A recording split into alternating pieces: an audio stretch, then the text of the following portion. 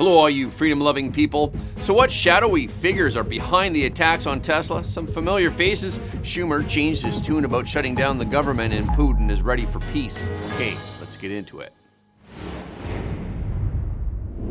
Russia supports, in principle, the U.S. proposal for a 30-day ceasefire with Ukraine with specific conditions.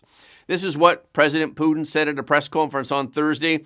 He made the announcement at a press conference following a meeting with Belarusian President Alexander Lukashenko. We agree with the propositions to stop hostilities, but we proceed from the fact that such ceasefire should be such that would lead to a permanent peace and remove the original causes of the crisis. President Trump told reporters moments after Putin's remarks, a lot of the details of a final agreement have actually been discussed. Now we're going to see whether or not Russia is there. Earlier in the day, Putin's chief diplomatic advisor, Yuri Ushakov, said that Russia was only interested in a long-term settlement. He called the outline plan nothing else than a temporary respite for the Ukrainian military, nothing more. But President Putin expressed himself in a more tactful way. He said, "We agree with the proposals for the ceasefire, but our position is based on the assumption the ceasefire will lead to a long-term peace." President Trump classified Putin's comments as promising but incomplete. President Trump said, "I'd love to meet with him or talk to him, but we have to get it over with fast." And Putin asked, "What would it mean if we stop the hostilities action?" questioning the situation in the Kursk region after the ceasefire. The Kursk battlefield is crucial for Ukraine. Currently, the Russian army is advancing on the battlefield and the Ukrainian army is retreating fast in Kursk. The Russian military announced on Thursday that it had retaken Sudzha, which is the largest Ukrainian stronghold in the Kursk region and a strategic supply center for the Ukrainian army in Kursk. On Wednesday, Vladimir Putin visited the command center in Kursk in full military fatigues. This was the first time he has been to the region since the outbreak of the war. He said the situation is under Russia's full control, and the Kremlin says that Russian forces are in the final stages of expelling Russian troops from the Kursk region. Russia is currently surrounding Ukrainian troops, but President Trump asked Putin to spare their lives. President Trump wrote on True Social, "There's a very good chance that this horrible, bloody war can finally come to an end, but at this very moment, thousands of Ukrainian troops are completely surrounded by the Russian military and in a very bad and vulnerable position. I have strongly requested to President Putin that their lives be spared. This would be a horrible massacre, one not seen since World War II. God bless them all." So Putin actually acknowledged President Trump's request, and he said that he will spare the lives of the surrounded Ukrainian troops if they surrender. U.S. District Judge William Alsup ordered the Trump administration to reinstate thousands of workers that it terminated across 6 agencies. Judge Alsup criticized the Federal Office of Personnel Management, the OPM, for engaging in a sham strategy to bypass federal law and to mass terminate federal workers. Judge Alsup said that the termination decision made by the OPM was unlawful, and he ordered the Department of Defense, Treasury, Energy, Interior, Agriculture, and Veteran Affairs to immediately reinstate all terminated probationary employees. However, he emphasized that he was not ruling that the government is unable to lay off personnel at federal agencies. Also made it clear that agencies still have the right to implement layoffs as long as they follow the proper procedures. Alsup said it can be done if it's done in accordance with the law. The judge also argued that Trump administration lawyers hid the people behind the mass layoff campaign. The judge said to a DOJ attorney during a hearing Thursday, "You will not bring the people in here to be cross-examined. You're afraid to do so because you know cross-examination would reveal the truth." Alsup is the first federal judge to order the government to put a full stop to the mass layoffs of federal employees since President Trump took office. But it is almost certain the Trump administration will appeal. This comes after U.S. District Judge Sparkle Sukanan in Washington, D.C. ruled on Wednesday that the government did not have the authority to remove Federal Labor Relations Administrator Susan Sui Grunman, who was a Democrat, and the judge ordered to reinstate her position. And on Monday, Christopher Cooper, another U.S. District Judge in Washington, D.C., ordered DOGE to be bound by the Freedom of Information Act, FOIA, and to disclose its operating records. Unlike other departments, the U.S. Postal Service has chosen to work with DOGE on its initiative. Postmaster General Louis DeJoy told Congress on Thursday that he signed a deal with DOGE to help the struggling money-losing entity. He wrote in a letter to Congress on Thursday, "Last night I signed an agreement with the General Services Administration and DOGE representatives to assist us in identifying and achieving further efficiencies." In the letter, DeJoy said that DOGE would look into a handful of subjects, including the Postal Regulatory Commission. DeJoy called the commission an unnecessary agency that has inflicted over $50 billion in damage to the Postal Service. The U.S. Postal Service is an independent government agency with 635,000 employees. It lost $9.5 billion last year. Over the past 5 years, DeJoy has led a dramatic campaign to reorganize the U.S. Postal Service, including cutting projected losses from $160 billion to $80 billion over 10 years. The campaign employed similar tactics to those used by DOGE, including downsizing the workforce and canceling or renegotiating contracts. The USPS aims to eliminate 10,000 jobs using a voluntary early retirement program over the next 30 days to reduce costs. Musk suggested last week that he thinks the U.S. Postal Service should be privatized.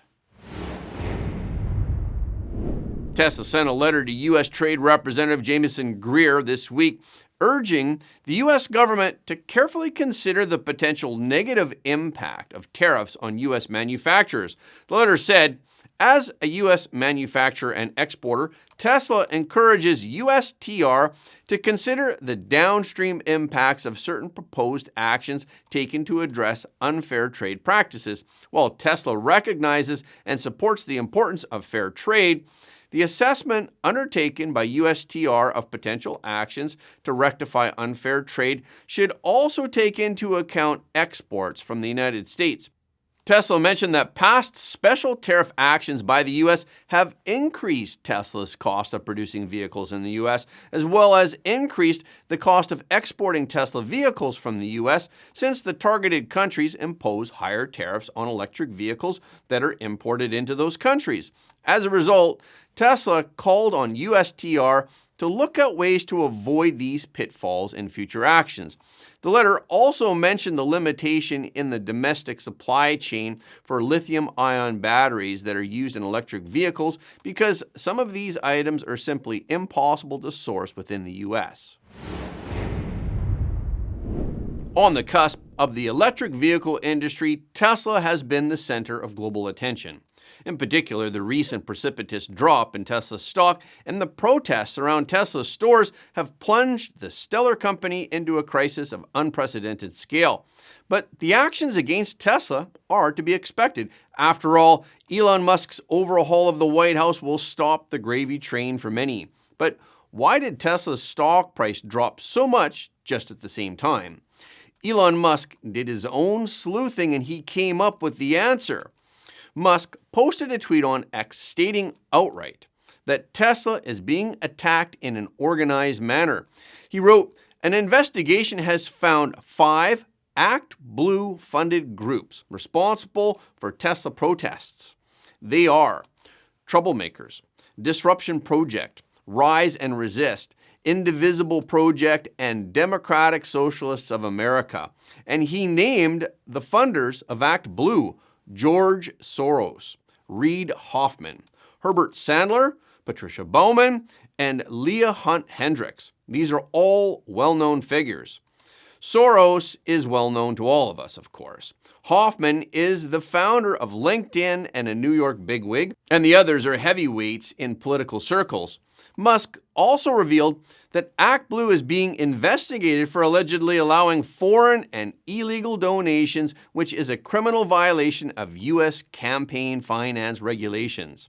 That same week, 7 ActBlue executives, including the Deputy General Counsel, resigned en masse. The investigation evidence that was released by Musk on X shows that the short-selling group has put more than 3,000 negative reports through 47 media outlets, and it financed 13 environmental groups to launch the Tesla Store Broken Window Initiative. And it even used regulatory channels to pressure the SEC to initiate a special investigation. Let's talk about each of them in detail. George Soros, the world-famous financier who is best known for sniping the British pound in 1992, has once again set his eyes on Tesla. Shorting is a common financial strategy in which an investor borrows a stock and then sells it in the expectation that the stock price will fall, and then he buys it back again at a lower price for a profit. Tesla's stock is naturally high risk and high reward as a growth company with a highly volatile market capitalization. This makes it the perfect choice for short sellers. But Soros chose Tesla because, on the one hand, Tesla's high valuation and market controversy provide the imagery for its share price to fall. On the other hand, it's also because Soros and Musk have different philosophies. There's the leftist political agenda that Soros has long supported, and Musk, on the other hand, has shifted from the left to the center, and he is now going to help President Trump, which is a departure from Soros's philosophy and a complete contrast. So this dual financial and political motivation for Soros makes shorting Tesla the perfect game for both profit and ideological catharsis. But for a perfect short, you also need the media. That's why we've also seen the leftist media start a public opinion campaign against Tesla. From product quality defects to financial deterioration to so-called employee rights issues. And a wave of negative reports have also been coming. And these reports often seized on Tesla's pain points, such as battery safety hazards or production bottlenecks. So they exaggerated them, even going so far as to distort the facts. For example, some media outlets claimed that Tesla's delivery in the fourth quarter of 2024 had plummeted by 30%. In reality, however, this could be a short-term fluctuation due to supply chain shortages rather than weak market demand. And the vandalism of Tesla's stores reinforces the public's negative perception of the Tesla brand, further helping shorting to realize even bigger profits. According to Musk's investigation, the ActBlue funded groups were directly involved in the violence against Tesla showrooms and superchargers. They smashed glass, painted graffiti signs, and even vandalized charging equipment. Just imagine if you were a potential Tesla buyer.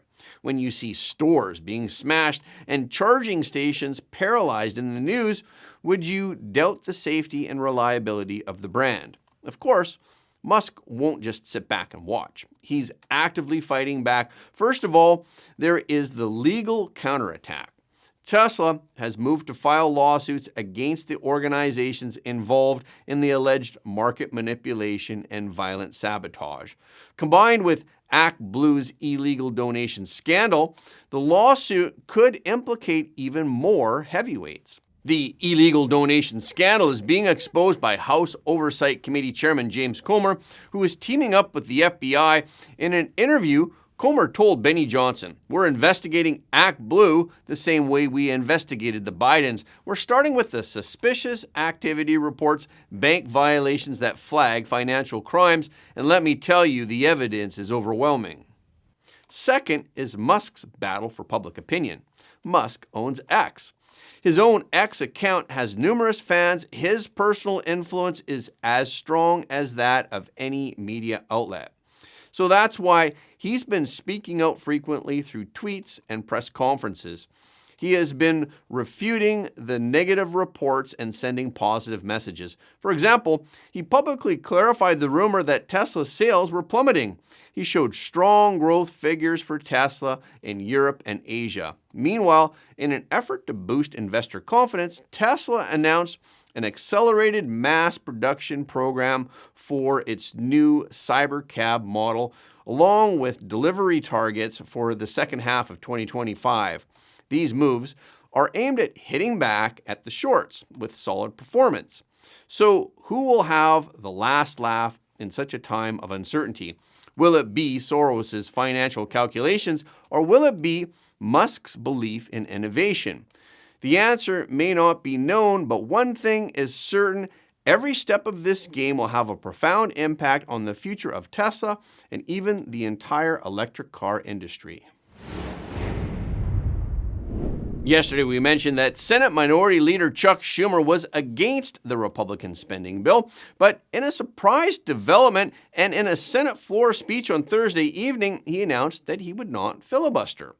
Schumer said that he would vote for moving forward with the Republican continuing resolution.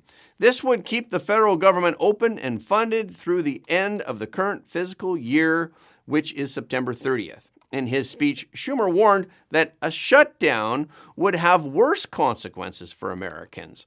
Schumer explained further by saying, "I believe it is my job to make the best choice for the country to minimize the harms to the American people. Therefore, I will vote to keep the government open and not shut it down." But Schumer also outlined a list of reasons why he disagrees with the spending bill that was passed by the House. And he also said, "I believe allowing Donald Trump to take even much more power via government shutdown is a far worse option." Schumer told reporters that he made his decision because we want the attention of the American people not focused on different bills that they would bring to the floor during the shutdown.